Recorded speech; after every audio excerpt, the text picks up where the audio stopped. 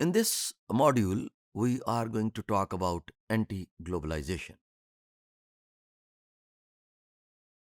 ecological globalization. The advocates of ecological globalization claim that global environmental challenges cannot be solved in isolation. Instead, international cooperation is required to resolve the following issues: global climate change, cross boundary water and air pollution, overfishing of the oceans, spread of invasive species. What is anti globalization? Anti globalization refers to the political attitude of people and organizations that oppose certain aspects of globalization. Social movements, participants from different countries are united to against the hegemony of large corporations. They advocate for the cause of oppressed people around the world. As I explained in my previous modules, that when we talk about the state responsibility regarding climate change and global warming, we must understand the individual responsibility because individuals are the unit of the state.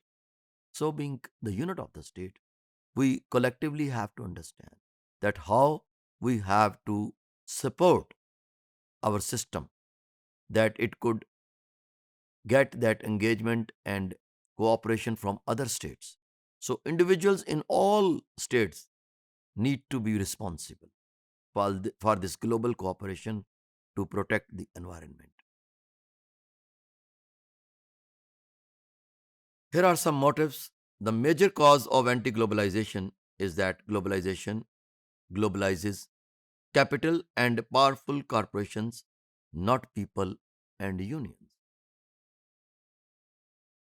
Outsourcing and offshoring contributed to millions of job loss and low salaries. Exploitation of natural resources by the Western world. Western world is mainly responsible for global climate change and environmental degradation. If you could see that here, when it is said that powerful corporations, but not people and unions, question is who are running those powerful corporations? Are they not people? And they are not considering those unions and people responsible for such things. I mean, although there are few people, you may say, that who are taking advantage of globalization, and most of the people are being exploited. Anti globalization movements are real indication of self protection.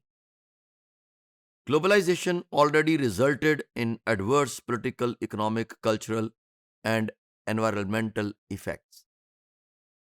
Globalization makes developed countries expose their vulnerabilities to the rest of the world. The case of global climate change is no different. Therefore, we need to understand that if we are anti globalization, we need to understand that how we are living in this global village.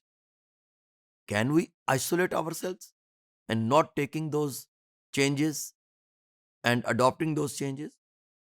It is difficult.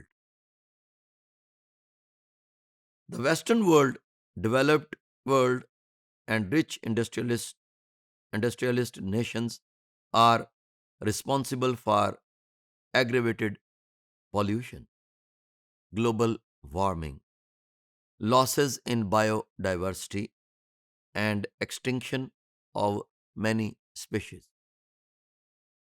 Developed industrialized world or industrial countries export hazardous waste to third world countries. But question is, why third world countries are taking those hazardous waste from the developed world?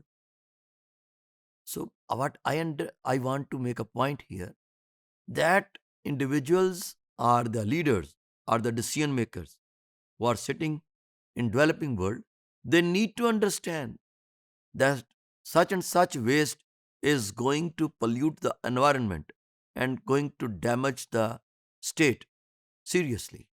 So if they are not understanding this, they need not to stay there as a leader. So that person should lead the state who is giving importance to the national interest instead of any personal family party interest.